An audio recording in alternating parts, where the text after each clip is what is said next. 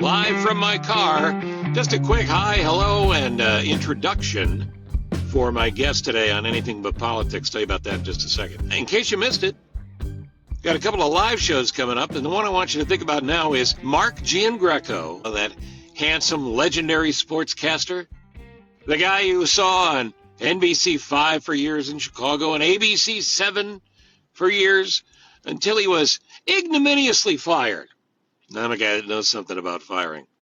And if it's ignominious, whoo, it's a tough one. We've had some laughs, though, Mark and I have, about the fact that he should have been fired long before that. The last one was ridiculous. There were plenty of reasons before. But he's the best. He's a great guy. He's a good friend. And he is coming to White Eagle Golf Club in Naperville, where he and I will be live on stage, and he will talk about stories he couldn't tell while he was on TV. And you can be there. All you need to do is go to CochranShow.com. That's my website. Scroll down to Handsome Mark's face. And right under Handsome Mark, you're going to see Get Tickets Now and grab them. It's Thursday night, August 28th, and there's a couple of levels of tickets, very reasonably priced. And it's kind of a once-in-a-lifetime opportunity because Mark's a good guy. You'll be able to meet him, take pictures with him. He'll probably follow you home.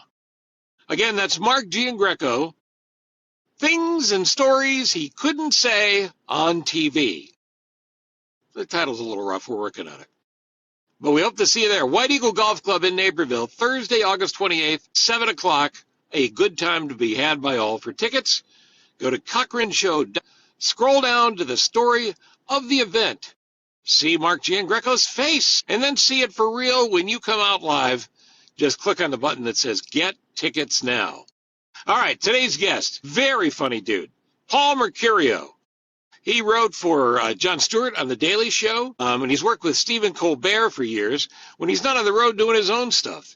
He's got a show that I've seen, that I love, that incorporates the audience, and we'll explain more about that. He does stand-up as well. And, he's the crowd warm-up guy for Colbert, too, and he's great at that. But anyway, we talk about the Colbert mess with The Late Show. Even though the show's called Anything But Politics, we will get into a little bit today with politics. You can't avoid it if you're talking about The Late Show and Stephen Colbert and Paul Mecurio. We'll talk about what he does as well. And the whole premise of Anything But Politics, I'll pick 3 or 4 stories, and we'll go over those. And they're stories that just don't get covered because everybody's talking politics. That's the game plan. This is the interview. Paul Mecurio joins me now on Anything But Politics, part of the Live from My Office family, and sponsored by Apt Electronics. Oh, I forgot to mention this. At Apt Electronics, they're nothing but good people. And they've given me a 75-inch big screen TV to give away to you. Somebody at the show with Giangreco, you're going to win that TV.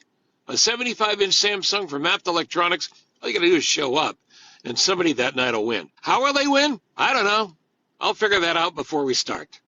But in the meantime, thank you, Apt, and thank you for joining us and Mark Giangreco stories he couldn't tell on TV. On to the countdown. Paul Mercurio's here, and we do anything but politics, except for that part where we do a little bit of politics. It starts now.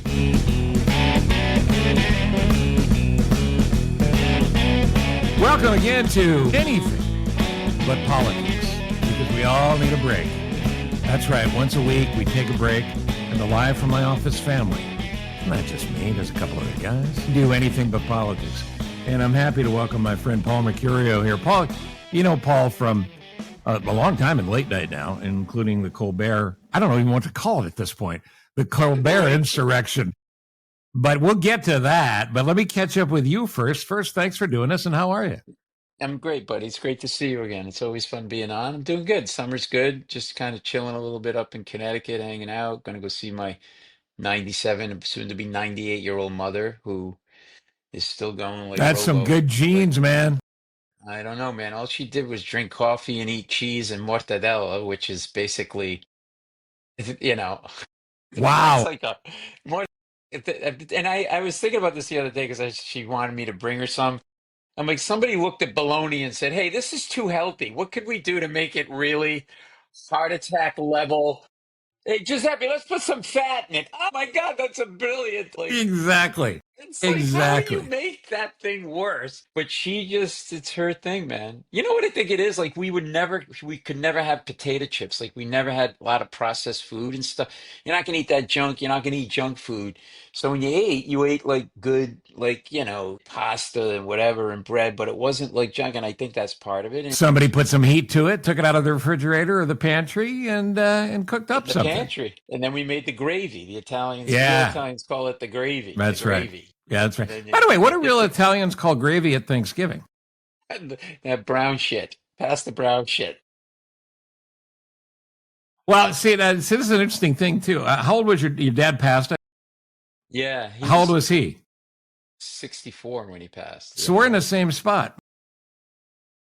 My dad passed at 60, 68, I guess. 68, 69. hmm His hmm mom lived to be 101. So, you do the math, you take the split. I got 87, I guess. I don't know. Yeah, yeah, that's about his twin brother, identical twin brother, died at 55. They all died of heart attacks. And it was, by the way, identical twin, the coolest thing on the history of the planet because so my father, World War II guy, went to World War II when he Yeah. was 18, 19. Oh, we dug up a picture of him. He's in his sailor suit. He's like a baby, looked like a baby when he Right. went off to war. Right. Like Right. crazy, crazy, like these little cherubic face.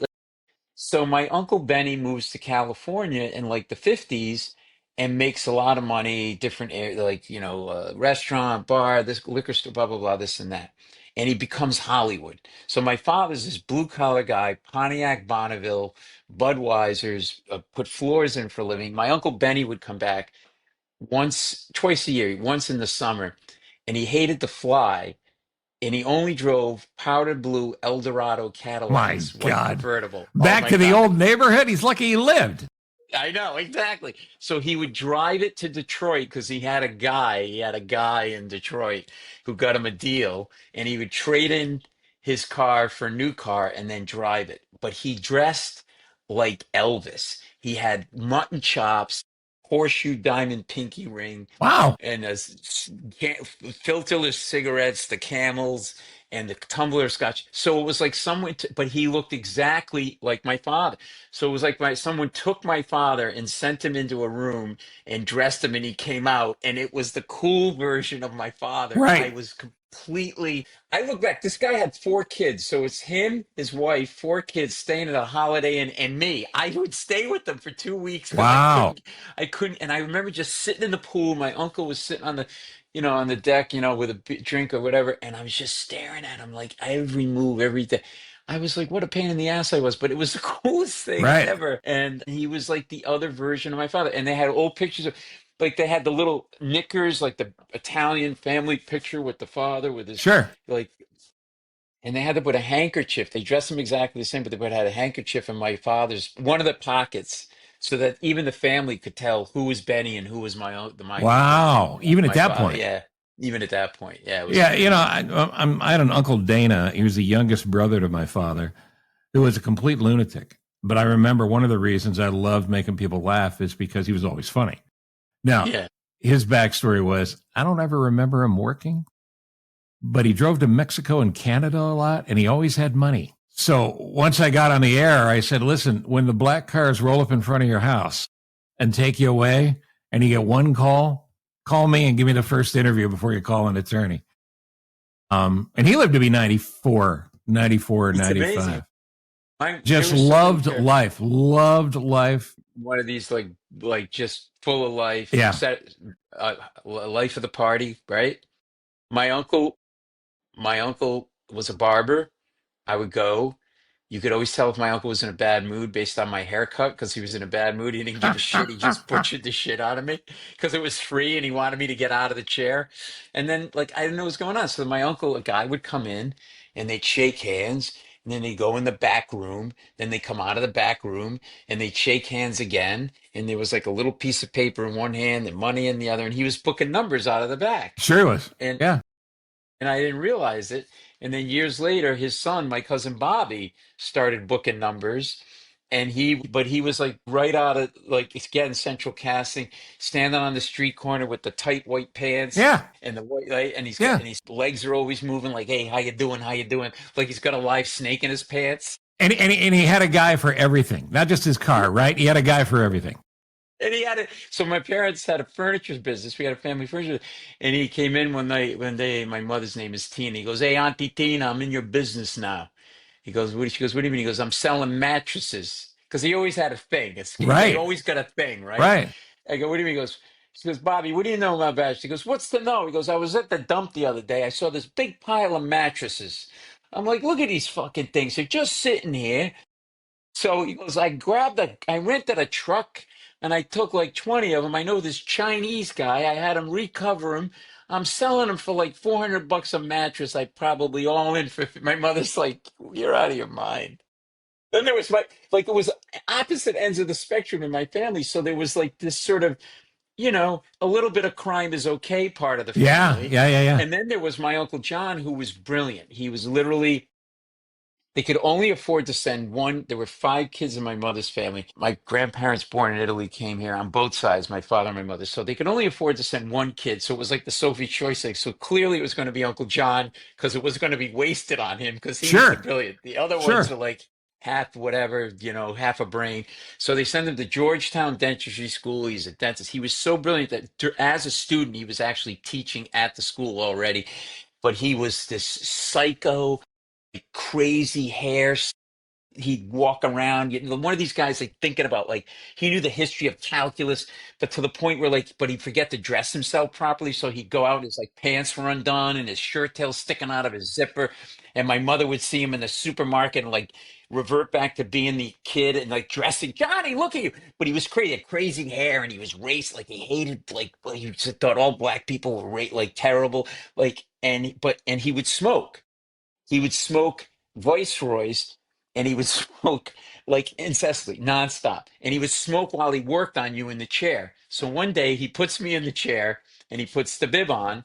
And now I'm on my back, and he would rant and rave about, God, politician, whatever. And he's working on you, and he's got the cigarette in his mouth, and it's not leaving his mouth. So now the smoke starts to go into his eye. So now one eye's closed because What it's this? burning, and he's like trying to do my thing, right? Working on my teeth, like drilling, and he's with not one eye, right? And now I'm just looking up because I'm watching the ash get longer and longer and longer, and he doesn't flick the ash. So now I'm just waiting for the. So sure enough, he moves his head. The ash is about 2 inches long. It flicks down, falls onto my bib, and the bib catches fire. Wow. It burns a hole. The whole thing goes like this. It burns a hole and burns my shirt. And I have like a second-degree burn on my Wow. chest. I always would say people knew when I went to the dentist because I had third-degree burns on my face. So you settle down after this, and what happens? Does he apologize? Does he go, "Hey, kid, you okay?" Just when he went like this, he goes, "Yeah, you'll be fine. You'll be fine." Get back in the Putting it out chair. like that. Get back in the chair. He So was out of his it's mind. amazing, isn't it? Because you've got kids, I've got kids. Mm. Kids grow up in the same house, and they can be so dramatically different. It's true. And you think Yeah. about your father's generation. I mean, the three boys you're describing are pretty different.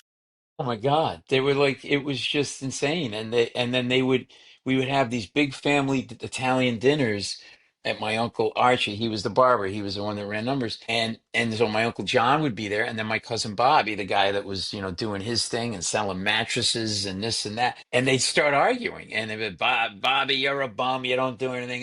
What do you know? Look at you. You're so smart with your education. Your fly's undone. Like, and they would just go at it. And I just remember being a kid like, this is pretty awesome. Like, Right, and right. this is when everybody smoked everywhere. So it was Yes. like all of a bunch of Italians either smoking Pall Mall, filterless Pall Malls, or like cigars or pipes. I have no idea how I don't have some kind of cancer Same because it here. was like Never smoked in it. my life. My father lit one up with the one that was in his mouth all day long, 4 packs a day. I remember in a green Ford Galaxy in the middle of winter in upstate New York, driving through a snowstorm, cracking the window, rolling the window, boys and girls, rolling the window, no buttons, and just cracking it that much. And he'd go, "What the hell is wrong with you? It's winter. Roll it up." I go, "I'm trying not to be a smoked ham in the back seat. What are you doing?" Smoked it exactly. It's It's like crazy. my uncle Ralph smoked Pall Malls, and he had a Mustang, and it was the same thing, rolled on, but it was the winter, so they were rolled up, and he would light that thing up. And I got to tell you that when he first gets lit, there's something, it smelled great. Like when a cigarette first gets lit. But then, at some point, it was like a Cheech and Chong movie. We're just rolling down the Yeah. highway and this cloud of, and he just never opened the window. And the only good news is if you were small enough as a little kid, there were no seatbelts because you'd be told, you don't like the seatbelt, shove it down in the seat. Get it out of your way, shove it down in the seat. So Right. you found out early, the lower you get, the less smoke. So you'd be laying across the hump and hoping we weren't driving to California. Exactly. We used to go cross country in California in our Pontiac Bonneville station wagon, and like Smoking the whole way. smoking, 5 kids and a dog, and they never wanted to stop. We're not stopping. We got to make time. Wow. So I would have to climb into the way back and get on my knees, and I'd have to pee in a Dixie cup, Right. moving like this. Right. Half of it's like on me, half of it's, and then I would hand it to my mother. She'd roll the window down and just drop the cup. It was like start to finish the most inappropriate, like, what you did. It was like what you did. And there were no seatbelts. No, There were no shove him seatbelts. down. Shove him down in the back. Shove him down. Big Yeah. metal dashboard. So when you get in an accident, you know you're gonna die. Right. You're Right. done. Right. The airbag was your beer belly if you drank enough. That's it. Exactly. Yeah. That's good times. Funny. Good Yeah, times. exactly. All right. Exactly. So let's catch up on what you're doing. Mm. You guys are dark in fancy show business terms. It means the late show's down for 2 or 3 weeks, or most of August, I Yeah. guess. And Yeah. then you and Colbert and everybody, you come back beginning of September. So what are you doing?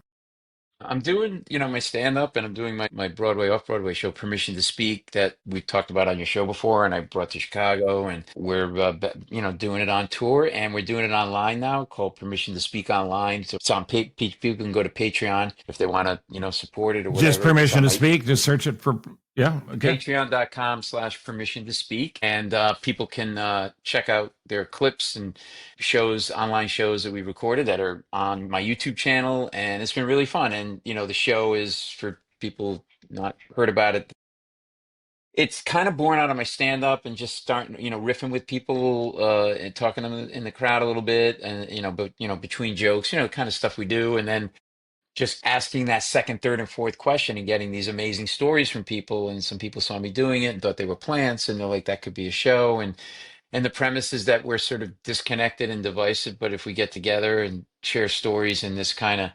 non-judgmental, say Sure. whatever you want environment where people aren't walking on eggshells, you realize like we actually have a lot more in common than we think, and maybe you connect a little bit better. And Yeah, that's I mean, really the honestly, show. not to get too heavy, but I think that show, as you described, that's exactly what we need right now. To show That's that you what can people have talk been to each other. Yeah, that's what people have been saying, because there are really no rules. I except just be who you are and say what you want to say. I don't care if it gets serious or it gets maudlin. It usually there's always comedy somewhere in something, even the serious or the sad or whatever. And then the people are like so great because I think they know one of the big comments we get is we like that we feel like you could just say whatever you want. Like there's no judgments. It's funny, people never really bring up politics because I think people are tired of it and don't want to deal with it. So it really ends up being about people's lives. And then you just get these stories from people and their personalities come out and they're inherently funny. And because they're comfortable, they know how to basically tell a joke or a punchline, even though they're Yeah. not doing jokes per se, but they know how to tell a funny story perfectly because they're comfortable. If you're watching this on YouTube, you'll see you brought a clip and Yeah. you'll see the guy, which of course you kind of need to do to fully appreciate it. But you can get this from the audio as well if you're listening. So set this up and we'll play the clip. So this is a guy, bring him on stage. I don't know. I just randomly just start bringing people on stage. And that started because I would talk to people in the audience, but then the people in the back couldn't see the people in the front. And sometimes you need to see the people. So I just started to bring him on stage and it just worked organically. So I bring this guy up and he's full. I call him Hunter Dad. He's like full on. He's a hunter. He looks like a hunter. He's got like a winter hat on and he's got like big boots and he hunts and blah, blah, blah. And so you kind of expect to get a certain kind of vibe, a certain kind of guy with that, like kind of maybe not the most introspective guy, but it was such a great surprise. He was so great, and It's this is what he gave fantastic. us. Yeah, take a look. Yeah. You're very funny, by the way. So my wife doesn't agree with you. Is your wife here? No.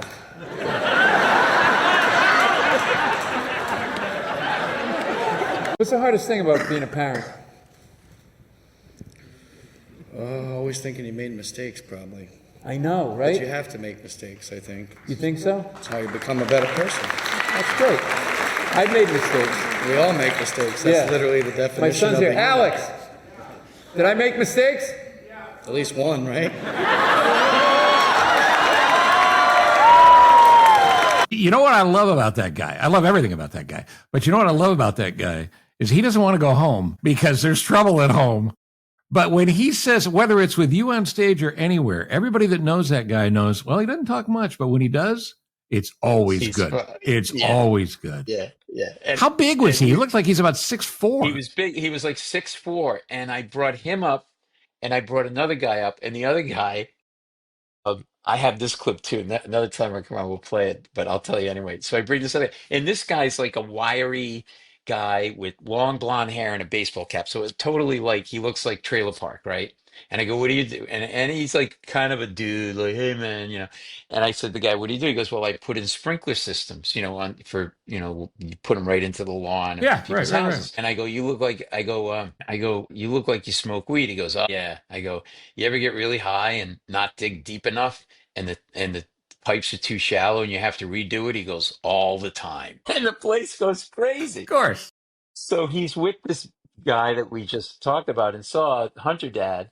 And the Hunter Dad guy as he walks up, he says to me, I don't want to be up here. I don't want to be up here. He whispers. And then he totally destroys me. Right. Like totally Right. took over. But my favorite thing is when I say you're pretty funny, he goes, my wife doesn't think like Right. It's a beat. Right. You were actually saying he probably married. He married the prettiest girl in high school, and he thought, I won the jackpot. Fears down the road now. I don't know how many kids he's got, but he wakes up every morning going, I should have waited. I should have waited. Because she didn't like him. He didn't like her all that much, but they're in it now. And just once he'd like her to look at him and go, oh, that was funny, honey, and mean it. And mean it. Right? Oh my God. That's the totally guy. Nailed it. All right. So here on Anything But Politics, and we'll double back on the other stuff you have going on. And we will talk about the Late Show.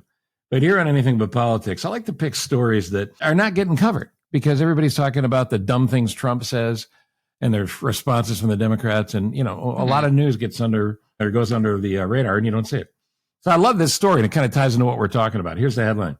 Florida man breaks into random house, runs a bath, cooks a dinner, all to avoid going home to his very angry wife. How mad does she have to be that you burglarize a house? It's like you make a judgment call right there. You're standing on the front lawn going, jail time or her? Jail time Right. or her? Right. Jail time. Right. Let's go. Let's go. I would rather be violated by a large man Right. than go back to that. To that. So this is Polk County, Florida. It happened in June, and a bunch of neighbors started going, they're out of town. I don't know what's going on at the house. A little bit weird. Cops walk in. Guy's name is Joe. He's 44. He was cooking himself pork chops. Of course he was. And he had just run a bubble bath. I would have thought he'd be a vegan. Right? Oh, that's fantastic. Well, he just wanted to pamper himself. Come on. Right. He doesn't want to pamper himself. Every once in a while, you want to feel pretty. What is going on in that house how bad is it that you don't want to go back to that? That's like that. If he's trying to get her to go to therapy and that doesn't get her to go to therapy, then I don't think he's going to get her to go to therapy. You also have to wonder, don't you? You go, okay, it's probably not going to work out. Maybe I need to go see a lawyer. But first, I'm going to commit a felony and draw myself a bubble bath. Now, I assume if the people are away that the pork chops were frozen, so he had to defrost the pork chops. Sure, absolutely. You got to season them. You got to let them marinate a little bit. Got to do the right thing. Yeah, I love that guy. Oh my God! I wonder if he got naked and slept in the bed. He probably did. Oh, of course, yeah. Walking around scratching himself. I'm gonna go. Yeah, the couple that owns the place comes home. It's like, honey, why is there pubic hair all over the couch? Right. Got the blue light out checking. Look, it's no good. No good. This is like a Ramada Inn. What the hell happened to this place? Jesus Christ. Speaking of crimes, let's go to story number 2 here. Thieves stole $2 million from jewelry from a Seattle store in 90 seconds. No. 90 seconds. A group of thieves stole millions of dollars. Family-owned jewelry store, broad daylight. There were reports of a robbery at the Menashe & Sons jewelry store. Ask for it by name when you're in West Seattle. 4 masked suspects. They used hammers to smash a locked front door, destroyed 6 cases, loaded up what they want, knew what they were looking for, and they're armed with a taser and bear spray. Is that what we're using in the crime community now? Bear spray? Yes, exactly. Well, it's that. Plus, there are groundhogs in the store, and if you put bear urine down, they run away. So what? So if you've got this, if you can do it in 90 seconds, was there a display that just says "steal these"? Well, you got to figure, in old terms, I suppose, but you got to figure they were casing the joint, right? They probably went in, oh, I got to get a ring for my wife, whatever. One of them's a jewelry expert, maybe more. They know the position of the case, then they come back, and but I'm telling you, I'm not saying they shouldn't go to jail, but 90 seconds has got to be some sort of Olympic record or personal best. Maybe I think let them keep 500,000 in merchandise. I was going to say, if I'm the judge, I'm giving them a suspended sentence because you got to be impressed, like that you can work that quickly. Right? You're only traumatized for 90 seconds too. If you're there on the other side of it, you're the victim. It's like, what's the big deal? But 90 seconds still, even casing the joint, like I don't know, because I know me, and I'd start looking at other stuff that I didn't plan to take and trying to decide. I'd be like, I don't know, I kind of like the sapphire, and my partners would be like, just grab it and go. I'm like, I don't know, but my wife's really a ruby person, and these are sapphire. Just grab it and go. Yeah, and listen, you're not sexist. I'm not sexist at all. But I will say this. This is probably why you don't have to look for a woman to be part of that crew. Because I've never known or loved a woman who wasn't in a jewelry store who had to spend at least the next month there and look around and maybe this and maybe that. They got in and out in 90 seconds. Maybe she's running the whole thing, but they got in and out in 90 seconds. They in and out 90 seconds. It's like, and then you got to sit there if you own the store and you're like, man, we should have made it a little harder on them. Right. Like you have to feel, I have that like whole like regret. I'm like this, the regret thing, whatever. I'll look back and go, oh, I should have done it this way or whatever. I'd be sitting there going, if I'm owning the store and I'm talking to my manager, I'm like, guys, how do they get out of here in 90 seconds? We Right. got to make it harder on them. How about a pit bull? Can we have a pit bull in the place? Rumble strip on the front door, right? I mean, something to slow them down. One of those speed bumps you get in suburbia so they trip when they're walking out. I don't know. All right. Now you travel all the time for the show. And again, check out that Patreon channel, Permission to Speak, YouTube as well. But did you know there are rules that all the airlines have and they almost never enforce them for watching R-rated movies? Now, when you're watching the movie, most planes, your seat's got its own screen, unless it's a super short commuter flight. Mm-hmm. And they'll say, please respect the people around you, because there could be kids around you or just people that don't want to be a part of your little perverted movie choice. One of the choices would be don't offer those. Why is that man taking his pants off while he watches the movie? Right. Turn away. Right. Hey, is that Toy Story 5? What's happening there? But tell me if you would follow these. Why is he playing with this Woody? I had to. I set you It up, was dude. right there. It was a softball. It was a T-ball. Are you kidding me? I would have been thrown out of comedy if I didn't go after Sure, the commission was already looking into it. All right. So they say it is kind and expected that you will check in with your row mates, the people in your row, tell them what you're watching, and just ask them if it's okay. And you just got to go, what color is the sky in your world? Where you think you're going to ask a complete stranger, do you mind if I watch Debbie Does All of Texas while we sit here? I mean, come on. Just to give you at about 13 minutes in, there's going to be an unbelievable gangbangs. Yeah. You may want to use that time to go to the bathroom because that's the big gangbang. You'll know when I reach for my zipper that it's time to get up and take a walk. Listen to me, sir. If you hear me go, then you need to go and leave the row. I'm supposed to talk and confer with somebody. Really? You're supposed to ask. We live in a world where people aren't holding doors for each other anymore. Right. This is what we're doing now. Have you run into, in all the flying you do, have you run into the thing where somebody gets on the plane, you've got a seat, you chose it, you did your front work, right? You picked your seat ahead of time. I mean, I'm an aisle guy. I'm on the aisle, and somebody will come in and go, oh, I'm traveling, with my 14 children.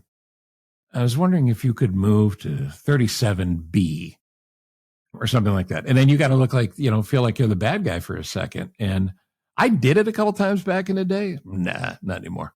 What I do is I say, why don't you take your kid and put it in the overhead above you? And then you can peek at any moment in time. You can peek in on them during the flight. You know what drives me absolutely crazy? And my wife's trying to get me not to confront people, but I do believe if you confront people's behavior will change. There's just something in my DNA. I can't keep my mouth shut. Here's the deal, folks. You're leaving the plane. You've probably heard this from other people, but I'm going to say it. Just don't try to skip ahead when I'm waiting. Okay, if I'm in 15 and you're in 16, don't try to get ahead of me because I'm going to say something and I take a taser with me. I will tase you if you try to get ahead of my row. It's like drives me crazy. Well, you're right, because we live in a basic civilized society where there are rules that everybody has to follow. And I don't get why everybody's lined up as fast as they possibly can to get on the plane. They got to get on the plane, got to get on the plane. You're in group 6. Yeah, can I go now? Everybody can't wait. They're getting in front of military personnel, handicapped folks. Thank you. And like business people who waiting, and it's always like the guy with 18 tattoos that lives in the woods and drinks his own urine to survive and doesn't have a job anyway. He's in a rush. Right. He's in a rush to go find a bar of soap. But they get on the plane first, and then they can't wait to get off.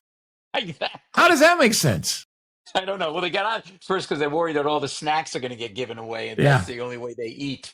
And talking about modes of transportation, this whole like riding a bike thing. If you ride a bike and stop. If you're over the age of 6, stop riding a bike. I don't like people on bikes. I'm sorry. I don't know if you ride bikes, whatever, ride a bike. But like, especially in a city like Chicago or New York, they create bike lanes. They don't adhere to the traffic laws. They go against traffic. I always say, I'm going to get nailed going, like looking down uptown and somebody's coming the wrong direction on 3rd Avenue. And they come by it like first of all, they're all in that ridiculous bicycle garb with those dorky helmets. They look like sausage casing. They're all if it's a dude, they clearly hate their testicles because they just wrap themselves up tighter than one of those casing situations. Right. No, you're 1,000% right. And then the other thing is, and don't do this, they bring their bike on the subway. You don't bring your bike on the subway. You know what you do? Ride your bike. Right. You don't bring it. You figured out a way to make a horrible experience riding the subway worse by having me go 5 stops with your handlebars up my ass to save the planet. Stop. It's not a moving bike rack. It's a friggin' subway. Right. Have some balls and ride your bike. I don't do that. I don't go to the airport and check my car in the overhead. Okay? Right. Jesus Christ. I can't stand these people on completely bikes. right. You're right. You have the bike. It has wheels. Get off the train.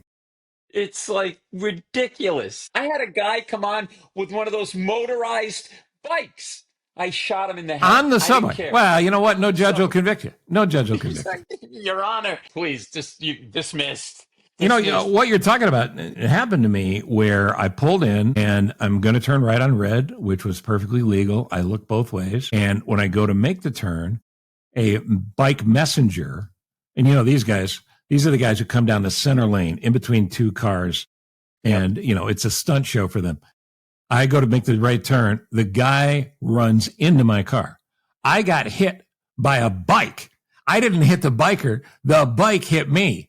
So the bike goes up, didn't damage my car, damaged his bike. And he gets out and I go, you know, and I'm concerned, obviously. I go, you all right? Listen, don't move. You know, you okay? He gets up. He's okay. He's limping a little bit. He goes, you destroyed my bike. I go, well, first off, for points of clarity, you destroyed your bike. I didn't destroy my bike. And there were some people there that recognized me and they go, oh, yeah. So now it's a little tense. And he goes, we'll call the police. I go, yeah, they should find out about how you hit me. And he goes, well, you owe me a new bike. I go, not really. No, I don't see it going down that way. And by this lasting memory, after he was just a dick, he picks up his bent bike with the bent wheel and he limps down the sidewalk. It's the best. Justice served. So it's the best. All right, I'm keeping you wait. I'm keeping you wait too long. Let's talk about the Colbert Show for a second. Everybody now knows that in a true move of a real power of the administration and taking on things that really should be top of the agenda, it's a longer story, but a deal needed to get done for a really rich person to get even richer. And they were concerned Trump was going to step on it. So part of the deal was Colbert would have to be canceled. And then all of late night on CBS was canceled. And amongst the cowardly explanations I heard, and I'd be curious to see what you think about this, I think it might be the Skydance CEO, maybe the new person that came in, or maybe it was a CBS type, said, well, when Taylor Sheridan decided she wasn't going to continue, that's really when we made up our minds that we probably are going to just end the whole late night franchise. Now, God bless Taylor. Taylor is very funny, very talented. But Taylor Sheridan's show made about $4. And it was funny and it was good and it deserved better, but she wanted to go back to do stand up and do other things. Nobody in TV cancels the number one show in a category or a time slot. It doesn't happen. So that had to be a very weird, and probably is still weird couple of weeks.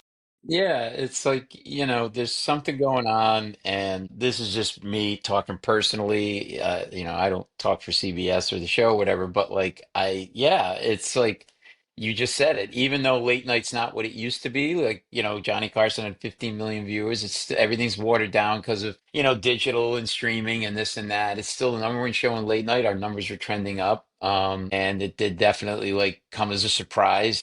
And it's like, you look at Trump, this goes back to 2016. Remember, he first came in and he wanted to get SNL canceled because they were doing especially Baldwin was really like doing all those impressions of him and blah, blah, blah. And it's like he just can't stand it when, I think he's jealous that we were getting laughs on purpose and he was accidentally. That's brilliant. I love that. And it was like, maybe threatened by the show, but like, how could you be threatened by a late night show? Stephen Colbert has a desk and a mug. You have the nuclear codes. You win. You win. Like, and then, so it's just. It's such a window into his lack of a soul. Now, this is anything but politics, so we're not going to go deep down this road, but it's such a window into that. Now, of course, the upshot is you were number one for a reason. I'm a late night guy. Everybody, I grew up on Carson, grew up on Dave, and all the way through. And this will turn into an on-demand sort of thing. Colbert and you guys, you're going to end up wherever you want to end up. But to have the president of the United States pull the trigger on it is it's ridiculous and it's a bad joke. So going forward, I assume you guys have no idea what the next step is because you still have 8-9 months to run, right? I don't know. I just got a permit for a hot dog stand, so I'm doing hot dogs. Fantastic. Just as a backup. You know what I'm saying? Yeah, it's a good fallback. And the rule in New York, every spring you have to change the water. Don't forget about that. I'm doing it every other spring. Okay. I'm trying to be conscious of the environment. Saving so I don't money. Want to use too much water. Yeah, I don't know. I mean, look, I could see it taking form in a slightly different form. You know what I mean? Super talented people on the show could do anything creatively that, frankly, the show wants to do. Maybe there's sketch. I don't know, sketch. Maybe I don't know. Like, I'm not like I'm not speaking officially. I know Stephen was psyched to keep doing the show, and we all were. So you don't think he's done?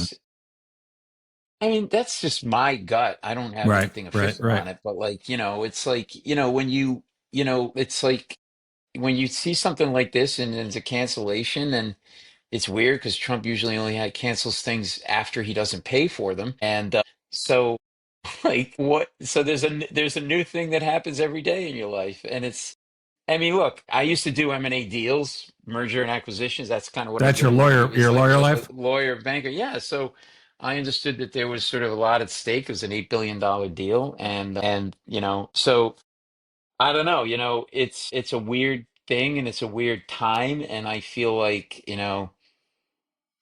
the brand is the brand and Steven's name is as big as you get. And I think you guys and Stephen, I mean, I think Steven's as good or better than he's ever been. So, just as a fan, I personally hope he continues. Yeah. And so, I mean, I think we all do. And I feel like, if just from a pure business standpoint, if I'm a network or a platform, I'd be like, well, this is a no-brainer because we don't have to build the guy's profile or name. You just say his name and you know what you're getting. We just give him a time slot, right? Whether it's this show or some version of it, or I don't know. Look, I don't know. Maybe it's Juggling Monkeys. We do Stephen Colbert's Juggling Monkey show. I just got word that Juggling Monkeys was canceled by Trump this morning. They got the pilot. Hulu approved the pilot, and they shut it down. The monkeys, there was a picture of Trump, and the monkeys were throwing their feces at the picture of Trump, and he I'm violating again the anything but politics rule, but who handled this better than anybody, and it should have been the absolute template for anybody in the White House, was George H.W. Bush, the original President Bush. Dana Carvey's impression of him, and again, it's a different time, late 80s, early 90s, was not as cutting as Trump's. But Bush didn't go on and go, well, I don't like that too much. He didn't go on and shoot it down. He became friends with Dana Carvey. Yeah. Did they even do like something together? They traveled together. Yes, they did sketches, but he was friends. He was invited to the family's occasions. It doesn't have to be that. And it shows how weak he can be, because why would you want to put out an image that you're being bothered by something on television? Don't you have something a little more important to do? It's like, it's like, I don't know. Maybe he's pissed because our ratings are higher than his indictment hearings. I don't know. But like, he's got this thing of like, we were talking about this off air a little bit. If it were I were irked by it like that, I'd just leave it alone, because you just draw more attention to it. We're number one in late night, but there's a whole bunch of stuff hitting people all the time now. So it's not like what was happening and what we were saying, or what even, Kimmel goes after him too. And we would go after Biden as well, and Kamala Harris and the Democrats. I mean, everybody gets it, It's not like it's, oh my God, we're the only person out there doing this. And so it's top of the news page on the AP News or Yahoo News or whatever, or the Wall Street Journal. Like, we're just part of the din. Like, just leave it alone. Just like go hit golf balls and then cheat when people aren't looking. Do what you do. You know what I mean? Move the ball with your little fat chubby foot with your cankles, Right. Just so we're clear, everybody, I know we're not talking politics, but we have a president with cankles. I just want to make that very clear to everybody listening and watching. Well, if he ever goes into the witness protection program, I like the sound of President Cankles. It's got a certain ring to it, certain something. So there's something there. As long as you call me president, you can call me there's Cankles. something there. All right, listen, you're too kind to hang as long as you have. So let's get the plugs in again. If people want to see where you're doing stand-up or stand-up touring, and where the next permission to speak is, where are we going? PaulMecurio.com? They can go to paulmecurio.com, and they can come to my YouTube channel, Paul Mecurio, youtube.com/Paul Mecurio. And we're doing the show. We're doing another show tomorrow night, the live online Patreon show, and you don't have to be a Patreon member to be part of it. So that'll be tomorrow night, 7:30 Eastern time. People can check that out. And so, it's all over the place. And man, I'm bummed you're going to be in New York and I'm not going to be in New York. Yeah, little family trip, quick thing. And you decided to leave town when you heard I was coming. It's a thing. You know what I mean? If you get a chance, swing by Colbert's house, because I think Ted Sarandos has got a tent on his lawn right now. The guy that runs Netflix, just trying to get Stephen to agree to whatever's next. But I could be wrong. George Soros is right in the chat. Right, I could be wrong. Oh, you're the best, buddy. I miss you. Great seeing your face, and go kill it on the road. All right, brother. And next time you're in New York, we got to get. We got to time it. Time it, or when I'm back in Chicago. 100%. There you go. Paul Mecurio, one of the funniest dudes I've ever met. You're the best. Thanks, buddy.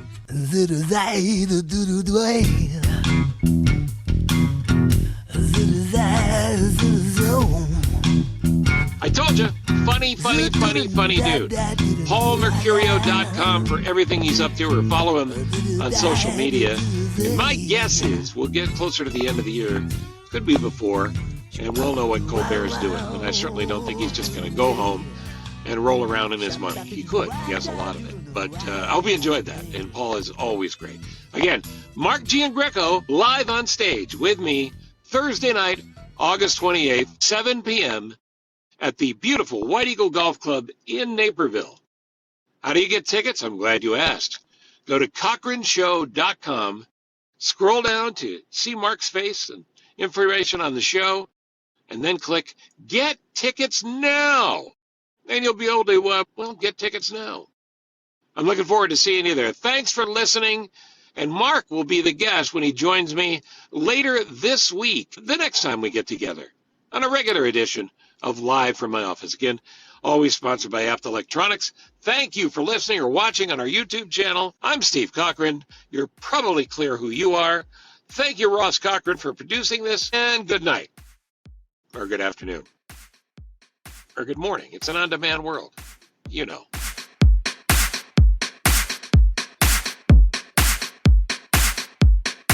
Thank you for listening to Live from My Office, a service of Monkey Run Productions.